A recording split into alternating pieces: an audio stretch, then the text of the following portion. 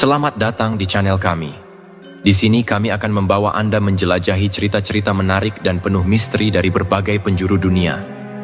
Bersiaplah untuk merasakan ketegangan dan keajaiban dalam setiap kisah yang kami sajikan. Jangan lupa untuk like, komen, dan subscribe agar Anda tidak ketinggalan cerita seru lainnya. Mari kita mulai petualangan kita hari ini. Apa yang terjadi ketika kekayaan datang dengan harga yang mengerikan? Sutrisno, pria sederhana dari salah satu desa di lereng Gunung Slamet, tiba-tiba menjadi kaya raya setelah melakukan ritual misterius dengan Ratu Ular, sosok gaib yang berkuasa di gunung itu. Tak seorang pun tahu bagaimana ia bisa mendapatkan segalanya. Rumah mewah, bisnis yang sukses, dan harta yang melimpah. Namun, di balik semua kilau itu, tersimpan rahasia gelap yang mengancam kehidupannya. Saat ayahnya, Pak Sarman, jatuh sakit, Sutrisno dihadapkan pada pilihan mengerikan, mengorbankan ayahnya dalam sebuah ritual demi kekayaan. Dari sinilah semuanya dimulai, dan ketenangan yang ia beli berubah menjadi mimpi buruk. Apa yang sebenarnya terjadi di puncak Gunung Slamet? Siapakah Ratu Ular? Dan berapa banyak yang harus Sutrisno bayar untuk perjanjian ini? Sebelum kita lanjutkan kisahnya, kami ingin mendengar dari kalian. Tulis di kolom komentar dari mana kalian berasal, dan kisah mistis apa yang pernah terjadi di sana, agar nanti bisa kita bahas di video-video selanjutnya.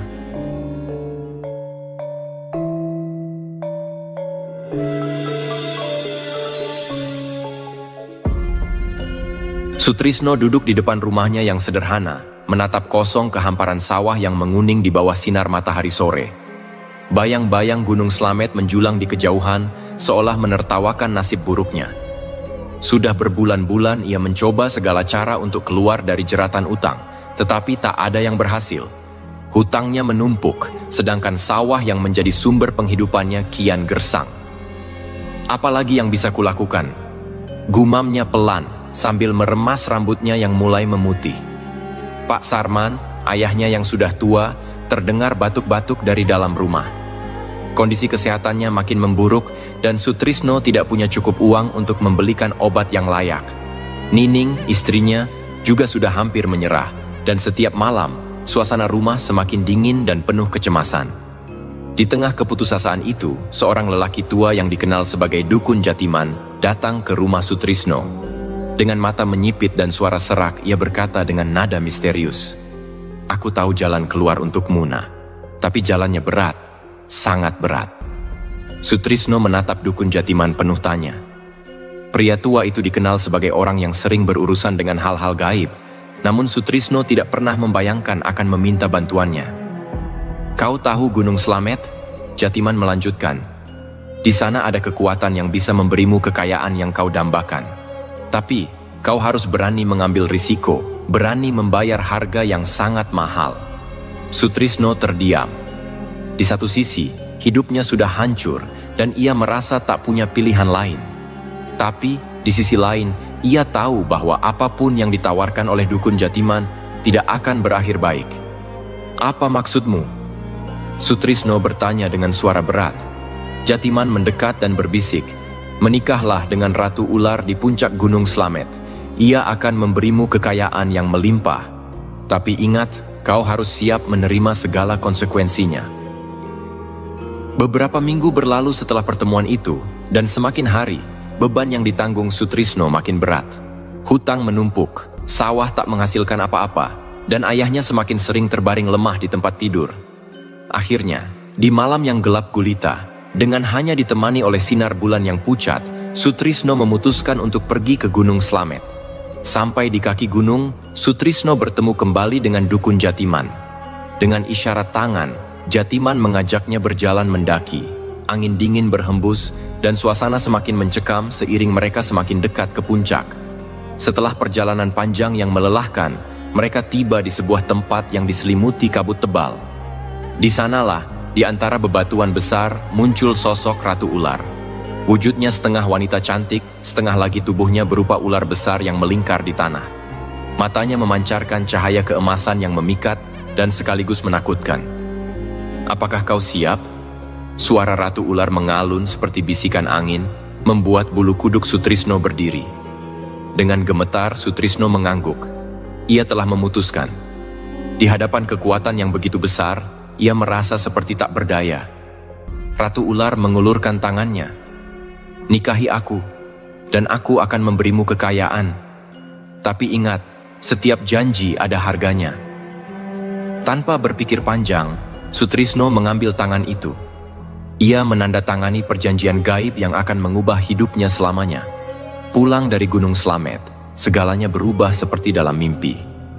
Dalam hitungan hari, Sutrisno mendadak kaya. Sawah-sawah yang tadinya kering mulai berbuah, rumahnya direnovasi menjadi bangunan megah, dan uang seolah mengalir deras dari berbagai arah. Orang-orang di desa mulai memperhatikan perubahan itu dengan rasa iri dan heran. Namun, di balik kekayaan yang datang tiba-tiba, Sutrisno mulai merasakan keanehan. Setiap malam, ia mendengar bisikan-bisikan halus di telinganya. Bayangan ular melintas di sudut-sudut ruangan, dan sosok Ratu Ular seringkali muncul dalam mimpinya, mengingatkan tentang janji yang telah dibuat. Suatu malam, saat sedang tidur, Sutrisno dikejutkan oleh suara napas berat dari arah kamar ayahnya. Ia berlari ke kamar Pak Sarman dan menemukan ayahnya tergeletak di tempat tidur. Wajahnya pucat dan nafasnya tersengal-sengal. Saat itulah, Sutrisno sadar bahwa waktunya hampir tiba. Ia harus memenuhi syarat pesugihan itu. Pak Sarman adalah tumbal yang harus dikorbankan. Dengan pikiran yang kalut, Sutrisno berusaha mencari jalan keluar. Ia tidak tega melihat ayahnya yang sudah tua dan sakit-sakitan menjadi korban. Tapi bisikan Ratu Ular semakin kuat, menuntut janji yang telah diucapkan. Nining, yang mulai mencurigai perubahan sikap suaminya, mencoba berbicara dengannya. Mas, aku tahu ada yang tidak beres. Tolong ceritakan apa yang sebenarnya terjadi, pinta Nining dengan wajah khawatir. Sutrisno hanya bisa terdiam. Ia tidak tahu harus berkata apa. Kebenaran terlalu mengerikan untuk diungkapkan. Sementara itu, Pak Warno, tetangga sekaligus sahabat Sutrisno, semakin sering datang berkunjung. Ia pernah mendengar tentang pesugihan di Gunung Slamet, dan diam-diam ia merasakan ada sesuatu yang tidak biasa terjadi pada keluarga Sutrisno. Aku tahu kau bukan orang yang mudah menyerah, Riz, kata Pak Warno suatu hari. Tapi ada batasnya kita bisa mengakali takdir. Jangan sampai kau menyesal nantinya. Namun, Sutrisno sudah terjebak terlalu jauh. Ia tidak bisa mundur. Tuntutan Ratu Ular makin mendesak, dan semakin hari, kesehatan Pak Sarman semakin menurun.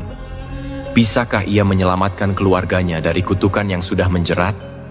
Waktu terus berjalan, dan tekanan dari Ratu Ular semakin kuat. Sutrisno sudah kehabisan akal. Setiap malam, ia dihantui mimpi buruk.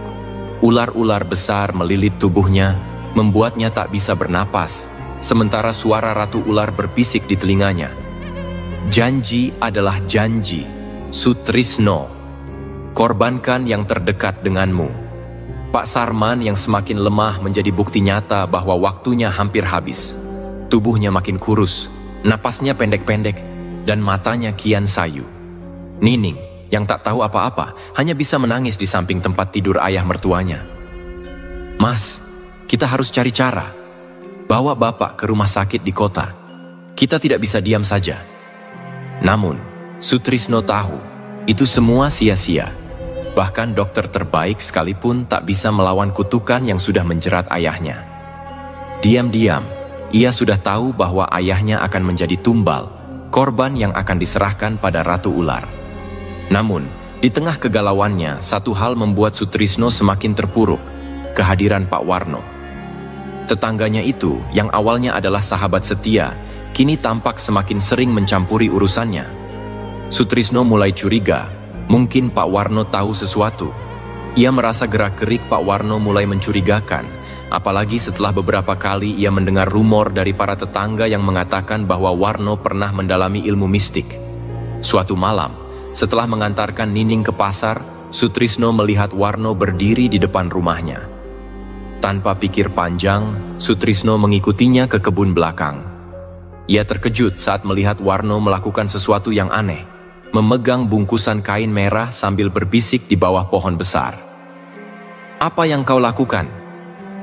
Sutrisno muncul dari balik pepohonan, memandang tajam sahabatnya. Pak Warno tersentak kaget, namun dengan cepat menyembunyikan bungkusan itu. Kau mengejutkanku. Tidak, aku hanya berdoa untuk keselamatan bapakmu. Aku tahu dia sedang sakit parah. Namun, Sutrisno merasa ada yang janggal. Kau tidak perlu bohong, Warno. Aku tahu kau sedang melakukan sesuatu. Katakan padaku apa yang sebenarnya kau rencanakan. Warno terdiam sejenak, lalu ia menatap Sutrisno dengan tatapan penuh rahasia. Aku hanya ingin menolong, Riz. Kau tahu bahwa kekuatan mistis bisa datang dari mana saja, bukan hanya dari satu sumber. Aku tahu kau sedang terjebak dalam sesuatu yang besar, sesuatu yang tidak bisa kau tangani sendiri. Sutrisno tercekat. Kau tahu tentang Ratu Ular? Pak Warno tersenyum tipis. Lebih dari itu, aku tahu bahwa jalan yang kau tempuh akan menuntut lebih dari sekadar pengorbanan ayahmu. Perkataan Pak Warno membuat Sutrisno semakin gundah. Apa maksud dari lebih dari sekadar pengorbanan ayahmu? Apakah ada harga lain yang harus ia bayar? Tak lama setelah itu, Ratu Ular kembali muncul dalam mimpinya, kali ini lebih mengancam dari sebelumnya. Dengan mata berkilauan dan suaranya yang menggema, ia berbisik, "Waktumu semakin habis, Sutrisno. Jika kau tidak menyerahkan ayahmu, maka kau yang akan menjadi tumbal berikutnya." Kata-kata itu terus terngiang-ngiang di kepala Sutrisno hingga keesokan harinya. Ia tidak bisa tidur, tidak bisa makan, pikirannya kacau. Akhirnya, di tengah keputusasaannya, ia menemui Dukun Jatiman sekali lagi, berharap ada jalan keluar yang lebih baik.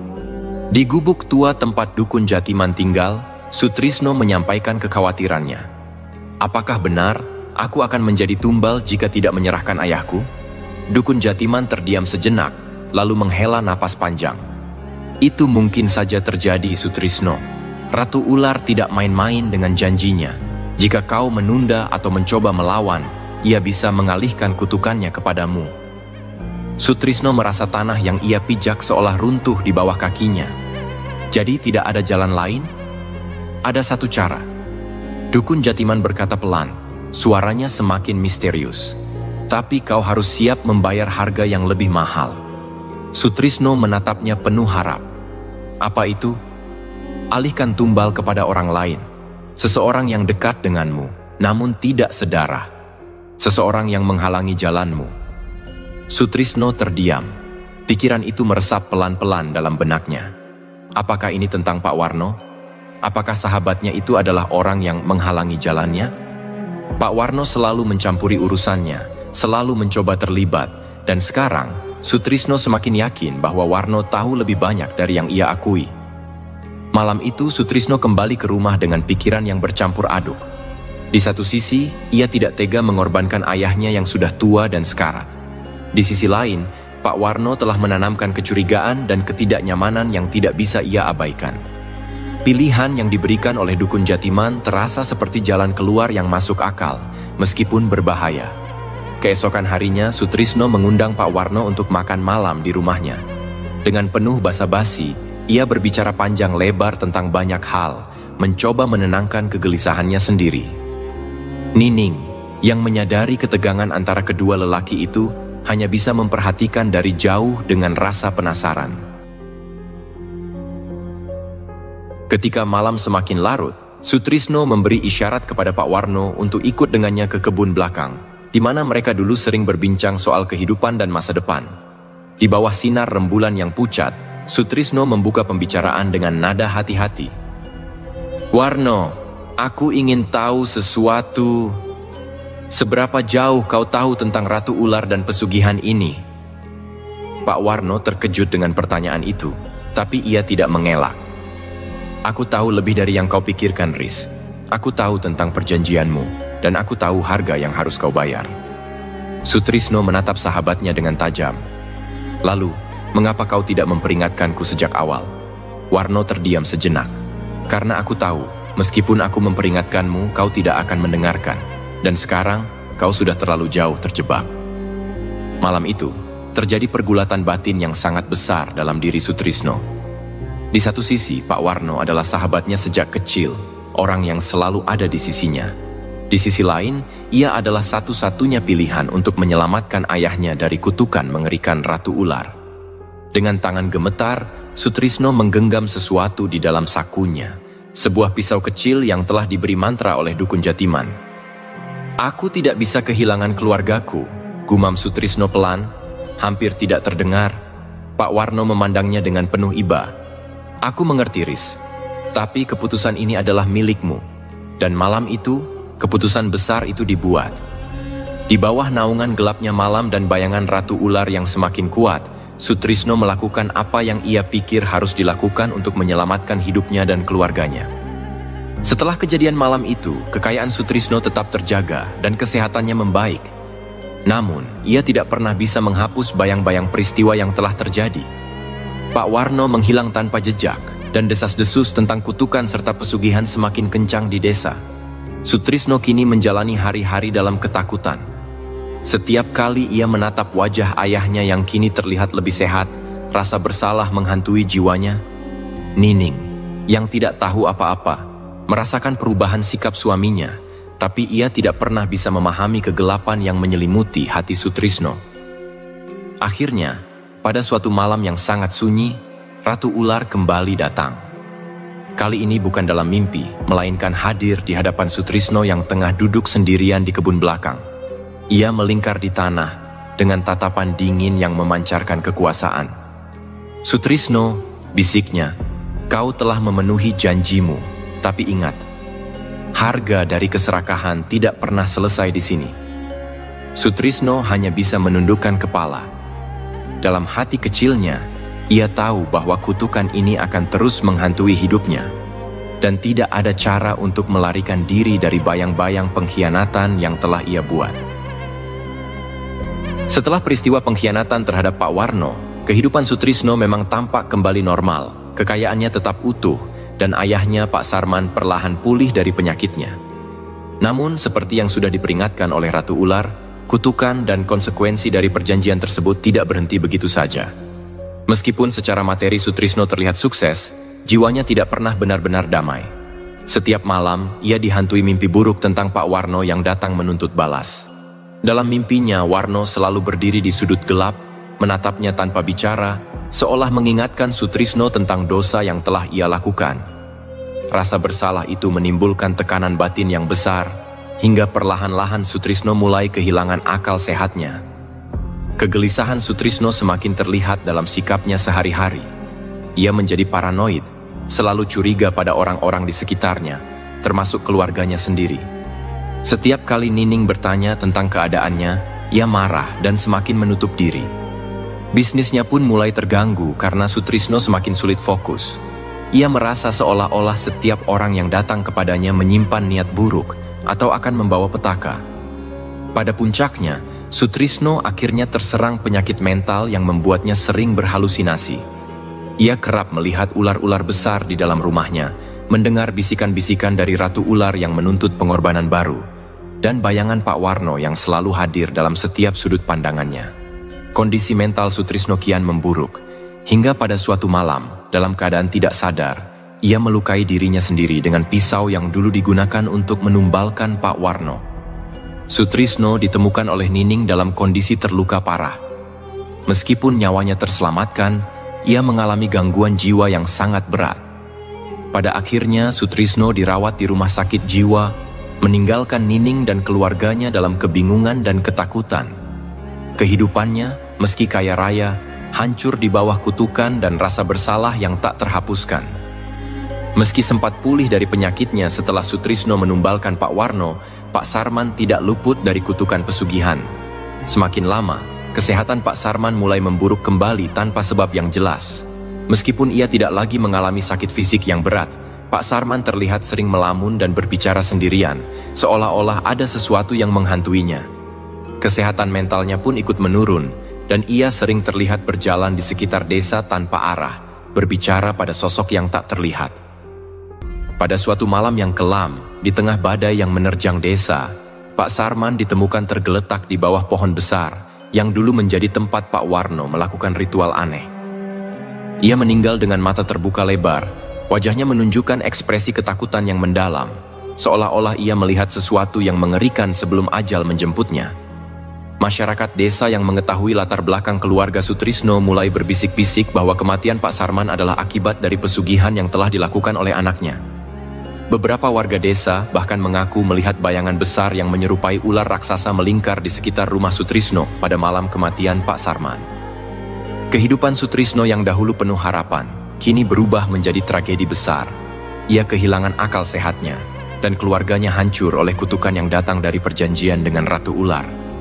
Meski berhasil mendapatkan kekayaan, harga yang harus dibayar jauh lebih besar dari yang pernah ia bayangkan. Nasib ayahnya, yang seharusnya ia lindungi, tetap berakhir sebagai tumbal, sementara dirinya hidup dalam penderitaan batin yang tak berkesudahan. Pesugihan yang membawa kekayaan tidak pernah memberikan kebahagiaan sejati. Sutrisno menjadi contoh nyata dari keserakahan dan keputusan yang keliru, di mana tidak ada kemenangan tanpa kehilangan yang lebih besar. Kehidupan Sutrisno akhirnya mencapai titik puncaknya setelah bertahun-tahun bergelut dengan kutukan pesugihan yang dia lakukan. Seiring berjalannya waktu, kondisinya semakin memburuk, dan kekayaannya yang dulu tampak tak terbatas, mulai menghilang seperti kabut pagi. Sutrisno mulai kehilangan kontrol atas segala aspek hidupnya. Bisnis Sutrisno yang dulu begitu berjaya lambat laun mulai runtuh. Pelanggan-pelanggan setia tiba-tiba menjauh tanpa alasan yang jelas. Beberapa mitra bisnis mulai mencurigai Sutrisno karena perubahan sikapnya yang tidak stabil dan kerap kali melibatkan amarah yang tidak terkendali. Kegagalannya dalam mempertahankan fokus dan keputusan-keputusan bisnis yang kacau mempercepat kehancuran usaha yang telah dia bangun dengan pengorbanan besar. Masyarakat desa yang dahulu mengagumi kekayaannya mulai membicarakan di belakangnya bahwa kekayaan Sutrisno bukanlah hasil kerja keras, melainkan hasil dari perjanjian gelap dengan makhluk gaib. Seiring dengan kematian tragis Pak Sarman, orang-orang mulai menjauhi keluarga Sutrisno. Reputasi buruk terus menempel padanya, membuat dirinya semakin terisolasi. Selain kehilangan kekayaan, kondisi mental Sutrisno semakin parah. Ia sering terlihat berbicara sendiri, berteriak kepada sosok-sosok tak terlihat, dan ketakutan setiap kali melihat ular, meskipun sebenarnya tidak ada.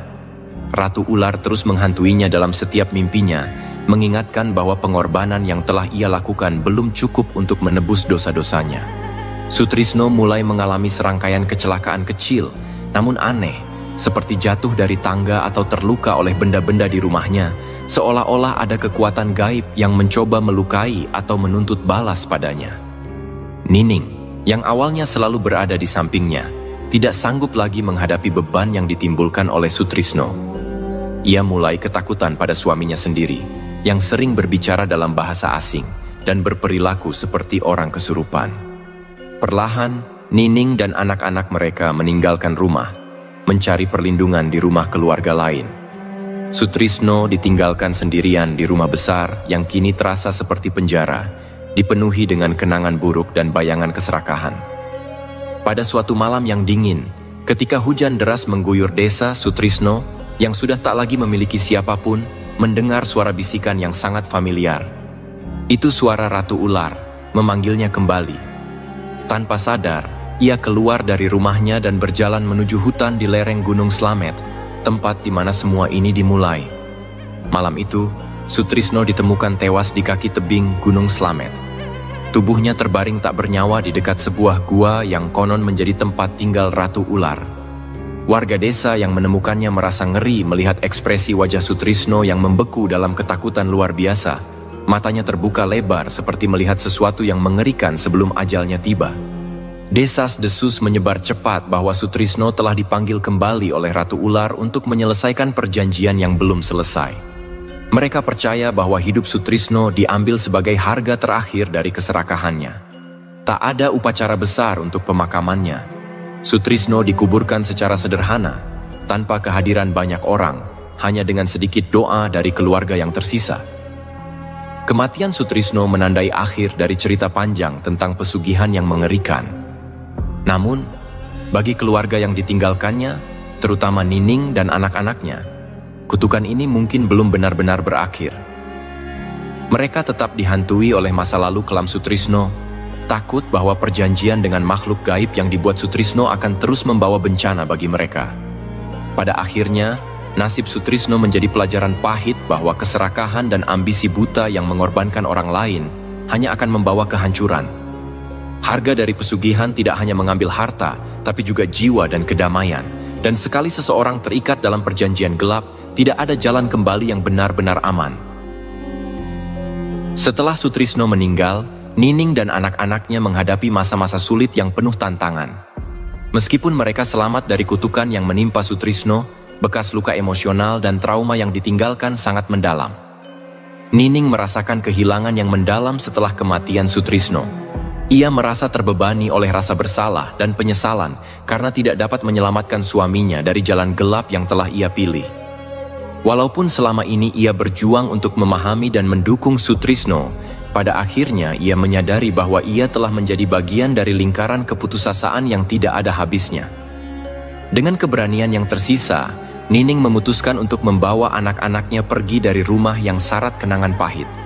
Ia kembali ke rumah orang tuanya di desa terdekat, berharap menemukan dukungan dan perlindungan dari keluarga. Di sana, ia berusaha memulai hidup baru, meskipun rasa takut dan trauma sering menghantuinya. Anak-anak Nining yang masih kecil juga merasakan dampak dari kehidupan yang tidak normal yang mereka jalani bersama Sutrisno. Mereka sering terbangun di malam hari karena mimpi buruk yang berkaitan dengan ayah mereka dan peristiwa-peristiwa aneh yang terjadi di rumah mereka sebelumnya. Rasa takut ini mempengaruhi kehidupan sehari-hari mereka, menyebabkan mereka sulit beradaptasi dengan lingkungan baru. Nining berusaha memberikan kehidupan yang normal bagi anak-anaknya. Ia mencari pekerjaan di toko kelontong milik tetangga untuk memenuhi kebutuhan sehari-hari. Meskipun pendapatannya tidak banyak, Nining bertekad untuk memberikan pendidikan yang baik bagi anak-anaknya dan melindungi mereka dari masa lalu kelam yang mengikutinya. Nining mulai aktif berinteraksi dengan komunitas di desanya. Ia menceritakan kisah hidupnya dan berusaha menjalin hubungan yang baik dengan tetangga. Banyak orang yang merasa kasihan padanya dan anak-anaknya, tetapi tidak sedikit pula yang memperingatkan Nining agar berhati-hati. Mereka mengingatkan bahwa pesugihan yang dilakukan Sutrisno meninggalkan bekas yang mendalam dan bisa jadi akan mempengaruhi generasi berikutnya. Dukungan dari keluarga dan teman-teman perlahan membangun kembali kepercayaan diri Nining. Ia mulai mengikuti kegiatan keagamaan dan program-program komunitas untuk mendalami spiritualitas, berharap bisa menemukan kedamaian dalam hidupnya dan melindungi anak-anaknya dari pengaruh buruk di masa depan. Setahun setelah kematian Sutrisno, Nining menyadari bahwa ia harus belajar untuk melanjutkan hidup. Ia menghadapi tantangan demi tantangan dengan keteguhan hati. Dengan dukungan dari orang-orang di sekitarnya, ia berhasil mengatasi rasa takut dan mulai membangun masa depan yang lebih baik bagi anak-anaknya. Nining bertekad untuk mendidik anak-anaknya tentang bahaya keserakahan dan pentingnya menjalani hidup dengan jujur. Ia menceritakan kisah tentang ayah mereka, bukan untuk menakut-nakuti, tetapi untuk memberikan pelajaran bahwa kekayaan yang didapat dari cara yang tidak benar tidak akan pernah membawa kebahagiaan. Kehidupan Nining dan anak-anaknya perlahan mulai membaik. Mereka belajar untuk saling mendukung dan menghadapi dunia baru tanpa rasa takut. Meski masa lalu akan selalu menjadi bagian dari diri mereka, Nining bertekad untuk membangun harapan baru, mengingatkan anak-anaknya bahwa hidup adalah tentang memilih jalan yang benar meskipun terkadang terasa sulit. Dengan demikian, meskipun mereka masih dihantui oleh kenangan akan Sutrisno dan kutukan pesugihan, Nining dan anak-anaknya berusaha untuk melanjutkan hidup dengan semangat baru, membuktikan bahwa ada kehidupan yang lebih baik di luar bayang-bayang masa lalu yang kelam.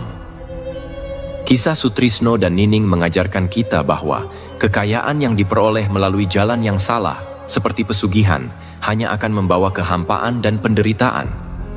Meski Sutrisno terpesona oleh janji kemakmuran, pada akhirnya ia terjerat dalam kutukan yang menghancurkan bukan hanya dirinya, tetapi juga keluarganya.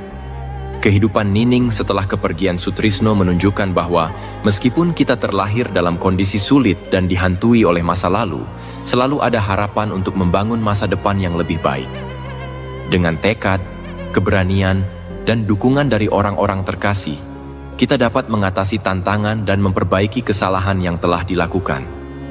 Kisah ini mengingatkan kita untuk selalu memilih jalan yang benar dan menjunjung tinggi nilai-nilai kejujuran, keikhlasan, dan kasih sayang. Tidak ada jalan pintas menuju kebahagiaan yang abadi. Seperti pepatah mengatakan, apa yang ditanam, itulah yang akan dituai. Pilihan kita hari ini menentukan masa depan kita, jadi marilah kita bijak dalam setiap keputusan yang kita ambil.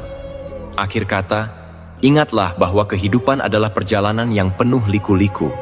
Belajarlah dari kesalahan, hargai setiap momen, dan jangan pernah ragu untuk mengejar impian dengan cara yang benar. Dengan demikian, kita bisa menciptakan kehidupan yang bukan hanya kaya materi, tetapi juga kaya akan kebahagiaan dan kedamaian sejati. Terima kasih telah menyaksikan kisah ini di channel kami. Jangan lupa untuk like, subscribe, dan nyalakan lonceng notifikasi agar Anda tidak ketinggalan cerita-cerita menarik lainnya. Sampai jumpa di cerita berikutnya, dan tetaplah bijak dalam setiap langkah hidup Anda.